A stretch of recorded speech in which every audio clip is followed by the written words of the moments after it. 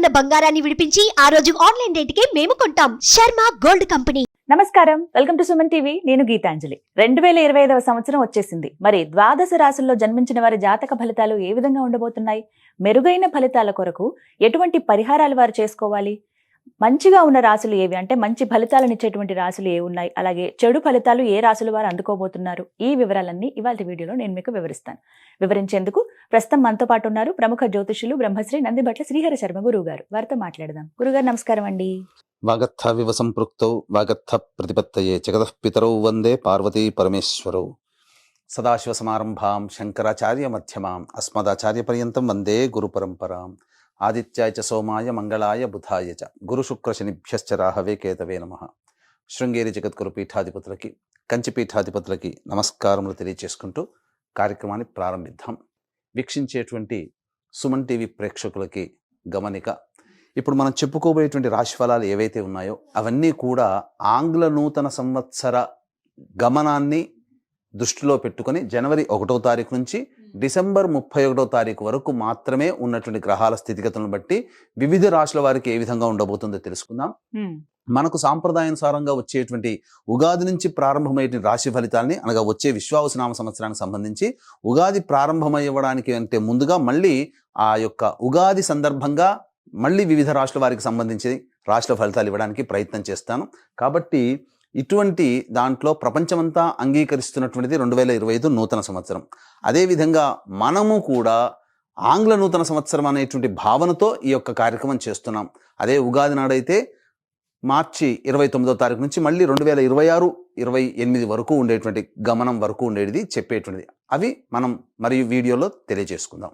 అదే అడగబోతున్నాను గురుగారు. అంటే సాధారణంగా ఒకటే ప్రశ్న అడుగుతారు, ఉగాది కదా అసలు చెప్పాలి జాతక ఫలితాలు అనేవి, ఈ లోపు ఏంటి అంటే ఒక సాంప్రదాయంగా అది కొనసాగిపోతుంది. అంటే మనకేమని చెప్పబడింది అంటే, ధర్మం ఏం చెప్పబడింది శాస్త్రంలో అంటేనమ్మా, ప్రపంచమంతా ఏది ఒక విషయం గురించి ఒక తాటి మీద ఉంటుందో అది ధర్మమే కూర్చుంటుంది, శాస్త్రమే కూర్చుంటుందమ్మా. ఇక మరి ద్వాదశ రాశుల వారి జాతక ఫలితాలు తెలుసుకుందాం. ముందుగా గ్రహస్థితులు ఏ విధంగా ఉన్నాయో తెలియచేస్తారా? జనవరి 1, 2025 నుంచి. ఇక గ్రహస్థితిలోకి గనక గమనించుకున్నట్లయితే ముఖ్యంగా గురువు 9th మే వరకు కూడాను ఈ వృషభ రాశిలో సంచారం చేస్తున్నాడు. 9th మే నుంచి మిథున రాశిలోకి సంచారం, 9th మే నుంచి సెప్టెంబర్ 27వ తారీఖు వరకు. ఇక సెప్టెంబర్ 28 నుంచి నవంబర్ 11వ తారీఖు వరకు కర్కాటక రాశిలో. ఇక నవంబర్ 12వ తారీఖు నుంచి డిసెంబర్ 28 వరకు కర్కాటక రాశిలోనే వక్రీకరించే స్థితి పొంది ఉండడం. ఇక శని భగవాన్ల వారిని కనుక చూసుకున్నట్లయితే 15 ఏప్రిల్ వరకు కుంభరాశిలో సంచారం చేస్తున్నారు. 16 ఏప్రిల్ నుంచి అక్టోబర్ 9వ తారీఖు వరకు మీనరాశిలో సంచారం. ఈ మధ్య కాలంలో జూలై 8వ తారీఖు నుంచి వక్రీకరించి మీనరాశిలోనే సంచారం చేస్తున్నాడు. అలాగే అక్టోబర్ 10వ తారీఖు నుంచి కుంభరాశిలో సంచారం చేస్తూ వక్రీకరించి కుంభరాశిలో, నవంబర్ 26వ తారీఖు నుంచి వక్రత్యాగము శని భగవాన్ల వారు చేస్తున్నారు. ఇక రాహుకేతులు కనుక చూసుకున్నట్లయితే 15 మే వరకు కేతువు కన్యలో మరియు రాహువు మీనరాశిలోకి, అలాగే 16 మే నుంచి సింహరాశిలో కేతువు, అలాగే కుంభరాశిలో 16 మే నుంచి రాహుగ్రహ సంచారం జరుగుతుంది. ఇక్కడ గమనించుకున్నట్లయితే ఇక్కడ వీక్షించేటువంటి ప్రేక్షకులకు అందరికీ తెలియజేయాల్సినటువంటి అంశం ఏంటంటే, ముఖ్యంగా అందరూ ఈ ద్వాదశ రాశుల గురించి రాగానే అందరూ ఆలోచించేటువంటిది ముఖ్యంగా శని దోషం, ఏలినాడు శని, అష్టమ శని, అర్ధాష్టమ శని, కంటక శని, యోగ శని, ఈ శని దోషాలు. అయితే ఇక్కడ 15 ఏప్రిల్ వరకు శని కుంభరాశిలో సంచారం చేస్తూ 16 ఏప్రిల్ నుంచి మీనరాశిలోకి సంచారం చేస్తున్నా, ఈ యొక్క జూలై 8 నుంచి మీనరాశిలోనే సంచారం చేస్తూ వక్రీకరించినటువంటి కారణం చేత మళ్ళీ ఈ కుంభరాశి ఫలితాన్ని ఇస్తాడు. అక్టోబర్ 10న కుంభరాశిలోనే వక్రీకరించి ఉన్నటువంటి స్థితిగతుల చేత ఏమవుతుంది, మళ్ళీ మకర రాశి ఫలితాన్ని శని భగవానులు ఇస్తారు. కాబట్టి అర్థం చేసుకోవాల్సినటువంటి అంశం ఏంటంటే, ఎవరికి కూడాను ఈ సంవత్సరం శని భగవానుడు యోగదాయకంగా పూర్తిగా లేడు.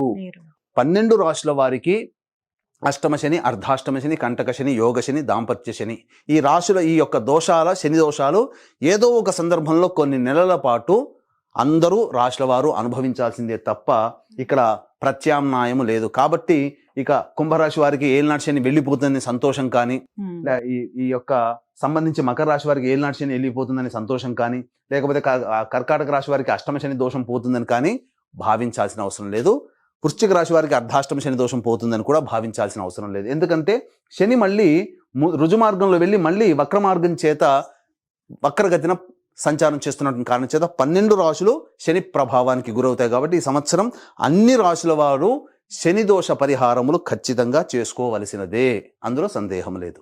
గ్రహస్థితులు ఎలా ఉన్నాయో తెలియచేశారు. మరి మకర రాశి వారి జాతక ఫలితాలు తెలుసుకోవాలనుకుంటున్నాం గురువుగారు. ఏ రంగం వారికి బాగుంటుంది, అసలు ఈ సంవత్సరం ఎలా ఉండబోతోంది, స్త్రీ పురుషులకు కావచ్చు, అలాగే విద్యార్థులు కానీ, ఉద్యోగ వ్యాపారాలు చేసేవాళ్ళు కానీ, వివిధ రంగాల్లో స్థిరపడిన వాళ్ళకి ఎలా ఉండబోతోంది?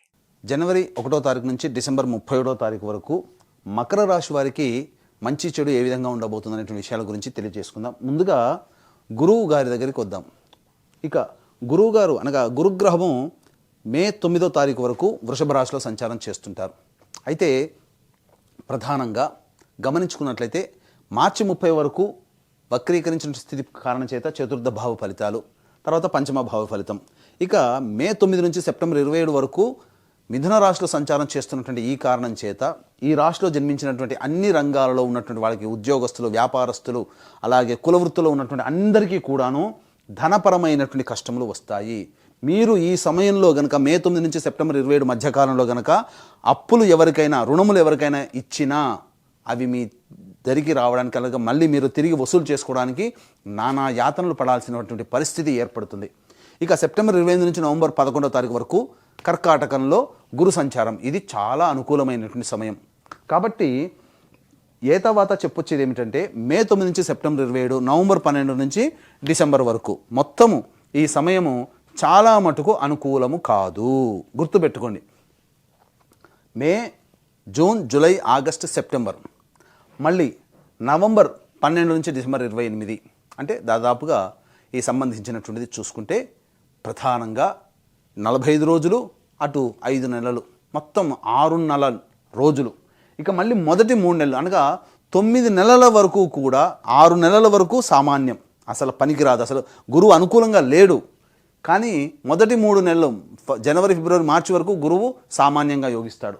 మధ్యలో 1 నెల 9 రోజులు, మళ్ళీ సెప్టెంబర్ 28 నుంచి నవంబర్ 11, కాబట్టి అదొక 45 రోజులు. వెరసి చూసుకుంటే ఒక 3 నెలలు మాత్రం అనుకూలంగా ఉంటాడు మకర రాశిలో జన్మించినటువంటి వారికి. మిగతా 9 నెలలు గురువు అనుకూలంగా లేడు. ఇక శని భగవానుల వారిని చూసుకుందాం. చాలా మటుకు ఈ మకర రాశి వారు సంతోషపడేటువంటి విషయం ఏంటంటే ఏప్రిల్ 14వ తారీఖు నుంచి 15వ తారీఖు తర్వాత అసలు ఏలినాడు శని పోతుంది, హ్యాపీగా ఉంటున్నామని అనుకుంటున్నారు. వాస్తవమే. ఏప్రిల్ 15వ తారీఖు వరకు శని కుంభరాశిలో సంచారం చేస్తూ కుటుంబ శని దోష పరిహారం, ఏలినాడు శని దోషం ఉంటుంది. 16 ఏప్రిల్ నుంచి మీనరాశిలోకి సంచారం చేస్తుంటాడు. అయితే ఈ 16 ఏప్రిల్ నుంచి అక్టోబర్ 9వ తారీఖు వరకు మీనరాశిలో ఉంటాడు శనివారు. కానీ జూలై 8 నుంచి మళ్ళీ వక్రీకరించినటువంటి కారణం చేత ఏప్రిల్ 16 నుంచి మే, జూన్, జూలై 8, కాబట్టి మొత్తము 90 రోజుల్లో ఒక 8 రోజులు తగ్గించుకుంటే 82 రోజులు మాత్రమే మీకు అనుకూలంగా ఉన్నాయి. ఈ యొక్క మకర రాశి వారికి శనివారం అనుకూలంగా ఉంటారు. అంటే గురువు గారేమో 3 నెలలు, శని గారేమో 82 రోజులు, దాదాపు 2.5 నెలలు. కాబట్టి మిగతాదంతా కూడాను శని ఎలా మనకు ఇబ్బంది పెడతాడు మకర రాశి వారికి అని అనుకుంటే జూలై 8 నుంచి వక్రీకరించినటువంటి కారణం చేత కుంభరాశి ఫలితాలు అనగా కుటుంబ శని ఫలితాలు. మళ్ళీ ఇక్కడేమన్నా ప్రశాంతంగా ఉంటాడా అంటే అక్టోబర్ 10 నుంచి మళ్ళీ కుంభంలోనే వక్రీకరిస్తాడు. మళ్ళీ ఏమవుతుంది, జన్మశని దోష పరిహారం ప్రభావాలు కూడాను మీకు కలగచేస్తున్నాడు. కాబట్టి మకర రాశి వారికి ఏలినాటి శని దోషం ఈ యొక్క 2025 సంవత్సరంలో పోతుంది అనేది కంటే 82 రోజులు మాత్రమే అనుకూలంగా ఉంటాడు. మిగతా సంబంధించినటువంటి అన్ని నెలలు శనివారు అనుకూలంగా లేరు. ఇది గుర్తుపెట్టుకోండి. కానీ రాశ్యాధిపతి కాబట్టి కొంత ప్రభావం మాత్రం తక్కువగా ఉంటుంది. ఇక రాహుకేతుల విషయానికి వద్దాం. రాహు మూడో స్థానంలో 16 మే వరకు, 9వ స్థానంలో కేతు 15 మే వరకు ఉంటారు. కానీ 16 మే నుంచి రాహు కుటుంబ స్థానంలో, అష్టమ స్థానంలో 16 మే నుంచి కేతువు సింహంలో ఉంటారు. కాబట్టి ఏమవుతుంది, ఇటు రాహు కూడాను కొంత యోగిస్తున్నాడు 16 మే వరకు. 16 మే నుంచి మళ్ళీ రాహు కుటుంబ స్థానంలో వస్తాడు. కాబట్టి ఇటు శని ప్రభావం, ఇటు రాహు ప్రభావం బాగోలేదు, కేతువు కూడాను సరిగ్గా లేరు. ఏమవుతుంది, జాతకరీత్యా రాహు, కేతు, శని, గురువులు 4 గ్రహాలు, ప్రధానమైన గ్రహాలు కొన్ని నెలలు మాత్రమే అనుకూలంగా ఉన్నటువంటి కారణం చేత చాలా కష్టములు అనేటువంటివి ఈ యొక్క మకర రాశిలో జన్మించినటువంటి స్త్రీ పురుషులు పొందే అవకాశం గోచరమవుతుంది. కాబట్టి మొక్కవని ధైర్యంతో, ఆత్మవిశ్వాసంతో రాహు యొక్క అనుగ్రహం పొందాలంటే ధైర్యమే ప్రదర్శించాలి. శని యొక్క అనుగ్రహం పొందాలి అనుకుంటే దైవత ఆరాధన, నిజాయితీగా కష్టపడే తత్వాన్ని పెంచుకోవాలి. గురు అనుగ్రహాన్ని పొందాలి అనుకుంటే పెద్దలని గౌరవించాలి, దైవాన్ని తూలనాడకూడదు. అలాగే ప్రతి పని యందు కూడాను శ్రద్ధతో ఉండాలి. కేతు అనుగ్రహం పొందాలి అని అంటే ప్రధానంగా ఏది వచ్చినా యాక్సెప్ట్ చేసే తత్వంగా ధైర్యంగా ముందడుగు వేయాలి. ఇవి అలవర్చుకుంటే ఈ రాహుకేతులు శని గురువులు ఇచ్చేటువంటి దోషములు తగ్గిపోతాయి. ఇక అంశముల వారీగా మనం వద్దాం. ఉద్యోగస్తులు ప్రథమం. కేంద్ర రాష్ట్ర ప్రభుత్వ ఉద్యోగస్తులకి ఈ యొక్క గురు శని ప్రభావం, ప్రైవేట్ ఉద్యోగస్తులకు కూడా గురు శనిల ప్రభావం అంతంత మాత్రంగా ఉండడం చేత మీరు ఏవైతే ప్రమోషన్స్ ఏ స్థాయిలో ఊహిస్తారో అంతకంటే తక్కువ స్థాయిలో ప్రమోషన్స్ కలుగుతాయి. నిరుద్యోగస్తులకి బాగా కష్టపడితే తప్ప ఉద్యోగం లభించదు. ఈ 2025 సంవత్సరం అంతా కూడా కష్టాలేనా అంటే ఏమాత్రం కలత చెందకండి, మిగతా గ్రహాలు కూడా అనుకూలిస్తాయి. కాబట్టి ఇక ఉద్యోగస్తులకైతే ఒక ప్రైవేట్ ఉద్యోగస్తులకు ఒక ఆలోచన ఉంటుంది. మరి 2025 సంవత్సరంలో ఎప్పుడు ఉద్యోగ ప్రయత్నం చేయాలి, ఉన్న సంస్థలో పనిచేస్తున్నాం, అభివృద్ధి లేదు, మళ్ళీ కొత్త సంస్థలోకి వెళ్ళాలంటే ఏ సమయంలో ప్రయత్నం చేస్తే కాలం కలిసి వస్తుంది అనే విషయం కనుక తెలుసుకున్నట్టయితే మీకు కొన్ని సమయాలు చెప్తాను సంవత్సరం మొత్తంలో. ఆ సమయంలో మీరు ఉద్యోగం కోసం ప్రయత్నం చేయండి. వేరే సంస్థలో ప్రమోషన్స్తో కూడుకున్నటువంటి ఉద్యోగం కోసం ప్రయత్నం చేయండి. ఖచ్చితంగా దైవానుగ్రహంతో మీరు అనుకున్నది సాధిస్తారు. ఏ సమయం చెప్తాను. మకర రాశిలో జన్మించినటువంటి వారికి మార్చి 13 నుంచి ఏప్రిల్ 12 మధ్యకాలం ఒకటి. ఇక జూన్ 14 నుంచి ఆగస్టు 16వ తారీఖు, జూన్ 14 నుంచి జూలై 15వ తారీఖు వరకు రెండవ సమయం. ఇక అక్టోబర్ 16 నుంచి డిసెంబర్ 15వ తారీఖు వరకు మూడవ సమయం. ఈ 3 సమయాల్లో గనక ప్రైవేట్ ఉద్యోగస్తులు ప్రయత్నం చేస్తే ఉద్యోగం రాని వాళ్ళకి ఉద్యోగం, కొత్త ఉద్యోగం కొత్త సంస్థలో ప్రయత్నం చేసే వాళ్ళకి కొత్త ఉద్యోగం లభించి తీరుతుంది. ఇక ఉద్యోగస్తులకు సంబంధించిన సెక్షన్ అయిపోయింది కదండి. తర్వాత రాజకీయ రంగంలోకి వారికి వద్దాం. ఈ యొక్క మకర రాశిలో జన్మించినటువంటి రాజకీయ రంగంలో పనిచేసేటువంటి వాళ్ళు ఎవరికైనా కానీ పెద్దల ఆశీర్వచనమే ఉంటుంది తప్ప ప్రజల ఆదరణ అంతంత మాత్రమే. డబ్బులు బాగా ఖర్చు అవుతాయి. మీతో పాటు తిరిగి మీ పక్కన ఉన్న వాళ్ళే మీపై పోటీ చేసే అవకాశాలు ఈ యొక్క మకర రాశిలో జన్మించినటువంటి వారికి ఉండబోతుంది. కాబట్టి జాగ్రత్తలు పడండి. శత్రువుల పట్ల అప్రమత్తతతో ఉండండి. కాబట్టి ఎక్కువగా డబ్బులు ఖర్చు పెట్టి ఏదో సాధిస్తాము అనేటంటే డబ్బు ఖర్చు అవుతుంది తప్ప ప్రయోజనం అనేటువంటిది ఉండదు. కానీ పెద్దల దృష్టిలో మీకు మంచి స్థానం అనేటువంటిది నిలుపుకుంటారని చెప్పవచ్చు. ఇక ఈ యొక్క రాజకీయ రంగంలో వారిది అయిపోయింది. ఇక సినీ రంగము, కళారంగంలో పనిచేసేటువంటి వాళ్ళు సినీ రంగంలో TV serials, social media, electronic and printing media, అలాగే నాట్యము, నాటకాలు, అలాగే ఈ సంబంధించినటువంటి సంగీతము, సాహిత్యము, ఇటువంటి వీటన్నిటిలో ఉన్నటువంటి వాళ్ళకందరికీ కూడాను సాధారణమైనటువంటి ఫలితములు అనేటువంటివి ఉంటాయి. ప్రయోజనంతో కూడుకున్నటువంటి ప్రాజెక్టులు మీరు సైన్ చేస్తారు. కాకపోతే మీరు ఊహించినటువంటి ఆదాయము ఉండదు, కానీ ప్రజాదరణ మాత్రం ఉంటుంది. మీ కష్టానికి తగ్గ ప్రతిఫలం ఉంటుంది. అన్ని విధాలుగా యోగదాయకంగా ఉంటుంది. ధైర్యంతో ముందడుగు వేయండి. రాహు మీకు యోగించి మార్కెటింగ్ రంగంలో ఉన్నటువంటి వాళ్ళు కాస్త కష్టాలు పడాల్సి వస్తుంది. టార్గెట్స్ రీచ్ కాక ఇబ్బందులు పడాల్సినటువంటి పరిస్థితి వస్తుంది. ఈ యొక్క మకర రాశిలో జన్మించినటువంటి రైతులు ఎవరైతే ఉంటారో సాధారణమైనటువంటి పంటలను వేసుకోవడమే మంచిది. ఎందుకంటే ఊహించినది ఒకటి, జరిగేది ఒకటిగా ఉంటుంది. కాబట్టి మీకు బాగా తెలిసిన పంటలనే మీరు వేసుకొని తద్వారా వచ్చే ప్రయోజనాన్ని మాత్రమే పొందే ప్రయత్నం చేయండి తప్ప ఆశతో కొత్త పంటలు వేస్తే మీకు నిరాశే మిగులుతుంది. ఇక ఈ యొక్క రాశిలో, మకర రాశిలో జన్మించినటువంటి వారికి గురువు అనుకూలంగా లేడు, కానీ గురుబలం కూడా అంతంత మాత్రంగానే ఉంది. కాబట్టి రెస్టారెంట్ బిజినెస్, ఫుడ్కి సంబంధించినటువంటిది, ఎఫ్ఎంసీజీ రంగము, సూపర్ మార్కెట్లు, జనరల్ స్టోర్సు, పూజా స్టోర్సు, తీర్థయాత్రలు నడిపేవాళ్ళు, పండ్ల వ్యాపారస్తులు, కర్రీ పాయింట్లు నడిపేటువంటి వాళ్ళు, ఎడ్యుకేషనల్ బిజినెస్లో ఉన్నటువంటి వాళ్ళు, జ్యువెలరీ రంగంలో ఉన్నటువంటి వాళ్ళు, ఇలాంటి అన్ని రంగాల్లో ఉన్నటువంటి వారు వ్యాపార విస్తరణకి సమయం కేటాయించకండి, ప్రయత్నాలు చేయకండి. ఉన్నదాంతోనే వ్యాపారాన్ని నడుపుకునే ప్రయత్నం చేయండి. అద్భుతంగా ఉంటుంది. కొత్త వాటికి ప్రయత్నం చేసి డబ్బులు అప్పుగా తీసుకొచ్చి దాన్ని తీర్చలేక ఉన్న ఆస్తులు అమ్ముకోవాల్సినటువంటి పరిస్థితులు వస్తాయి. కాబట్టి 2025 సంవత్సరంలో మకర రాశి వారికి గురుబలం అంతంత మాత్రంగానే ఉంది. తప్పనిసరి ఇంకా ప్రయత్నం చేయాలండి. చావో రేవో అనుకుంటారా? సెప్టెంబర్ 28 నుంచి నవంబర్ 11వ తారీఖు మధ్యకాలము మరియు ఏప్రిల్ 1వ తారీఖు నుంచి మే 9వ తారీఖు ఉన్నటువంటి మధ్యకాలం మాత్రమే మీకు అనుకూలంగా ఉంటుంది. ఇక ఈ సంబంధించినటువంటి రియల్ ఎస్టేట్ రంగంలో ఉన్నటువంటి వాళ్ళు, అలాగే మున్సిపాలిటీ రంగంలో ఉన్నటువంటి వాళ్ళు, ముఖ్యంగా లాయర్ వ్యవస్థలో ఉన్నటువంటి వారు సాధారణమైనటువంటి స్థితిని పొందుతారు. ఇక కొత్త ప్రాజెక్టులు చేపట్టకపోవడమే రియల్ ఎస్టేట్ వాళ్ళకి చెప్పదగినటువంటి సూచన. కాబట్టి వ్యాపార విస్తరణకి అనుకూలంగా కాదు. పాత ప్రాజెక్టులు ఉన్నటువంటి వాటినే కంటిన్యూ చేసుకోవడం, కాలం వెలదీయడం తప్ప వేరే మార్గం కనుక మీరు ప్రయత్నం చేస్తే ఆ మార్గంలో పెట్టే పెట్టుబడి మీకు నిరర్ధకంగా మిగిలిపోతుందని చెప్పవచ్చు. ఇక స్టీల్ రంగంలో ఉన్నటువంటి వాళ్ళు, అలాగే ఐరన్ బిజినెస్ చేసేటువంటి వాళ్ళు, ఇంకా చెప్పాలి అంటే కింది స్థాయి ఉద్యోగస్తులు అనగా 4th క్యాడర్లో పనిచేసేటువంటి ఉద్యోగస్తులు, ఇంకా ముఖ్యంగా ఎడిబుల్ ఆయిల్స్, ఆటో రంగంలో ఉన్నటువంటి వాళ్ళు, ఇసుక సంబంధించినటువంటి వాళ్ళు, ఇసుక బిజినెస్లు, అలాగే ఈ సంబంధించినటువంటి ఈ పెట్రోల్ రంగంలో ఉన్నటువంటి వాళ్ళకి అందరికీ కూడాను సాధారణమైనటువంటి ఫలితాలు ఉంటాయి. కొత్త ప్రాజెక్టులు చేపట్టడానికి సమయం కేటాయించకండి. ఇక ఈ యొక్క రాశిలో జన్మించినటువంటి స్త్రీ పురుషులకి వివాహాది శుభకార్యాలు జరుగుతాయి. 1 ఏప్రిల్ నుంచి మే 9, సెప్టెంబర్ 28 నుంచి నవంబర్ 11వ తారీఖు మధ్యకాలంలో వివాహాలు నిశ్చయమవుతాయి. సంతానం కోసం ప్రయత్నం చేసేటువంటి వాళ్ళకి సంతాన సూచన లభించబోతుంది. ఇది ఒక్కటి యోగదాయకంగా ఉంటుందని చెప్పొచ్చు. ఎట్టి పరిస్థితుల్లో ఈ రాశిలో జన్మించినటువంటి వారు ఎవరికి కూడాను అప్పు ఇవ్వకండి. అప్పు ఇచ్చేటప్పుడు ఆచితూచి స్పందించి ఆలోచన చేసి పెద్దల అనుమతితో మీరు అప్పులు ఇవ్వండి. కొంతవరకైనా మీకు మంచి జరుగుతుంది. ఇక మీ పక్కన ఉన్న వాళ్ళే మీకు గోతులు తవ్వే అవకాశం ఉంటాయి కాబట్టి నరఘోష, నరదృష్టి, శత్రు సమస్యలు ముఖ్యంగా ఎక్కువగా అవుతాయి. ఏమీ లేకపోయినా ఏదో వీళ్ళ దగ్గర చాలా గొప్పగా ఉందని భావించే వాళ్ళే మీ చుట్టుపక్కల ఎక్కువగా ఉంటారు కాబట్టి అప్రమత్తతో వ్యవహరించండి. ఇక ఈ యొక్క రాశిలో జన్మించినటువంటి విద్యార్థులు కష్టే ఫలి అన్నట్టుగా ప్రయత్నం చేయాలి. మీకు మీరే పోటీ తత్వాన్ని పెట్టుకోవాలి. మీరు ఒకరు పోటీగా ఉన్నారు, ఆ పోటీని మనం అధిగమించాలనే తత్వంతో స్ఫూర్తితో కనుక ప్రయత్నం చేస్తే కనీసం విజయమైన పొందుతారు. జ్ఞాపక శక్తి తక్కువగా ఉంటుంది. పోటీ పరీక్షల యందు కొంత ఇబ్బందికర పరిస్థితులు అయితే ఏమాత్రమైనప్పటికీ కూడా ఇక్కడ గ్రహబలం అనుకూలంగా లేదు గురువు, కానీ 1 ఏప్రిల్ నుంచి మే 9వ తారీఖు వరకు ఆ మధ్యలో రాసేటువంటి పోటీ పరీక్షల్లో విజయాన్ని పొందుతారు. సెప్టెంబర్ 28 నుంచి నవంబర్ 11 మధ్య కాలంలో విదేశీ యానానికి సంబంధించి, విదేశీ విద్యకు సంబంధించి చే ప్రయత్నాల్లో కొంతవరకు మీకు లాభదాయకంగా ఉంటుందని చెప్పొచ్చు. ఇక మిగతా సమయం అంతా కూడాను అనుకూలంగా లేని కారణం ముఖ్యంగా ఈ యొక్క మెడ సంబంధించినటువంటి సమస్యలు, వెన్నుముకకు సంబంధించినటువంటి సమస్యలు, ముఖ్యంగా మోకాల నుంచి పాదాల వరకు ఉన్నటువంటి సమస్యలు, వాటితో అనారోగ్య సమస్యలు అనేటువంటివి పొందుతారు.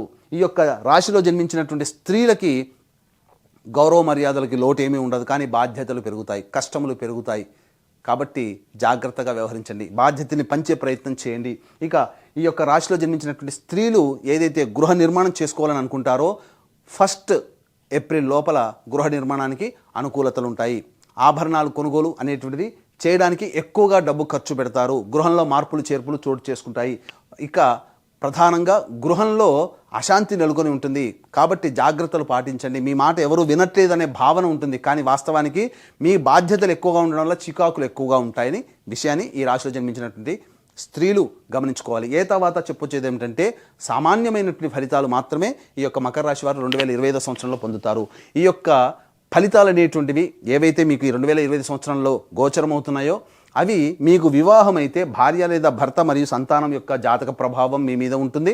వివాహం కాకపోతే తల్లిదండ్రులు, తోడబుట్టిన వాళ్ళ జాతక ప్రభావం కూడా మీ మీద ఉంటుంది. కాబట్టి ఈ మకర రాశిలో జన్మించినటువంటి వారు సంపూర్ణంగా మీ యొక్క కోరికలు నెరవేర్చుకోవాలి అనే సదుద్దేశంతో గొప్ప కార్యక్రమానికి 2025 సంవత్సరంలో శ్రీకారం చుట్టబోతున్నాం. ప్రతి నెల ఒక్కొక్క పుణ్యక్షేత్రంలో మీ కుటుంబ సభ్యుల గోత్రనామాదులతో కార్యక్రమాలు జరుగుతాయి. జాతకరీత్యా కలుగు విద్య, వివాహ, ఉద్యోగ, దాంపత్య, సంతాన, అనారోగ్య సమస్యల నివారణతో పాటు శనివారు 12 రాశులని ప్రభావితం చేస్తున్నారు కాబట్టి గత జన్మ కర్మదోషాలు ఉన్నప్పుడు ఇబ్బందికర పరిస్థితులు కాబట్టి గత జన్మ కర్మదోషాల నివారణ హోమాల్లో భాగంగా సర్వదోష నివారణ పూజల హోమాలు అనేటువంటివి చేయించడం 2025 సంవత్సరంలో ప్రతి నెల మా పీఠం ఆధ్వర్యంలో జరుపుతాయి మీ కుటుంబ సభ్యుల గోత్రనామాదులతో. జనవరి 13వ తారీఖు రోజున శ్రీకాళహస్తిలో కానీ శ్రీశైలంలో కానీ ఈ కార్యక్రమానికి ప్రారంభం కాబట్టి అవకాశం ఉన్న వాళ్ళు కార్యక్రమ తదనంతరం కాంటాక్ట్ చేసి మీ కుటుంబ సభ్యుల గోత్రనామాదులు నమోదు చేసుకోవచ్చు. అలాగే తండ్రి వైపు, భర్త వైపు 6 తరాలు, తల్లి వైపు, భార్య వైపు 3 తరాల్లో కుటుంబంలో ఏవైనా దుర్మరణాలు ఉన్నా, liver problem, kidney problem, cancer రోగాలతో మరియు 60 సంవత్సరాల లోపల మీ కుటుంబ సభ్యులు ఎవరైనా చనిపోయినా వాటిని పితృదోషం అంటారు. పితృదోష నివారణార్థమే ప్రతి నెల ఒక మంచి రోజున పితృదోష నివారణ కార్యక్రమాలు కూడా జరిపించడం జరుగుతున్నాయి. వాటి కార్యక్రమ వివరాలు కూడా కార్యక్రమ తదనంతరం కాంటాక్ట్ చేసి తెలుసుకోవచ్చు. మకర రాశి వారికి ఏళ్ళనాటి శని కూడా ఉంది కదా గురుగారు, మరి పరిహారాల విషయం మాట్లాడుకుంటే జాతక ఫలితాలు ఇంకాస్త మెరుగ్గా ఉండాలన్నా, శని ప్రభావం తగ్గాలన్నా ఎటువంటి పరిహారాలు చేసుకుంటే బాగుంటుందంటారు? మకర రాశిలో జన్మించినటువంటి వారు ఈ యొక్క సంవత్సరం 2025 సంవత్సరంలో ఏవైనా కానీ అడ్డంకులు, ఇబ్బందులు ఎదురైతే సమస్య నుంచి ఎలా అధిగమించుకోవాలి, దైవానుగ్రహాన్ని ఎలా పొందాలి, ఎటువంటి పరిహారాలు చేసుకోవాలి అనేటువంటి విషయానికి వస్తే ప్రతిరోజు కూడా గుర్తుపెట్టుకోండి. దత్త అష్టకం, కాలభైరవ అష్టకం, అలాగే సుబ్రహ్మణ్య భుజంగ స్తోత్రము, వీలు కుదిరినప్పుడల్లా శివాలయ సందర్శనం, అమ్మవారి దేవాలయ సందర్శనం తరచూ చేస్తూ ఉండండి. చాలా మటుకు సమస్యలు తీరుతాయి. ఇంతటికంటే విభిన్నంగా మీ యొక్క జీవితం ఉందంటే మీ యొక్క జన్మజాతకంలోనే నడుస్తున్నటువంటి గ్రహ దశాంతర దశల ప్రభావాలు. కావున దగ్గరలోని మంచి ఉపాసనా పరులైనటువంటి జ్యోతిషుల్ని సంప్రదించి వారి సలహాలు, సూచనలు కనుక పాటించినట్లయితే మరింత మెరుగైనటువంటి జీవితాన్ని పొందుతారని ఆశిస్తూ సర్వం శ్రీ ఉమామహేశ్వర పరబ్రహ్మార్పణమస్తు. వివరించారండి, ధన్యవాదాలు.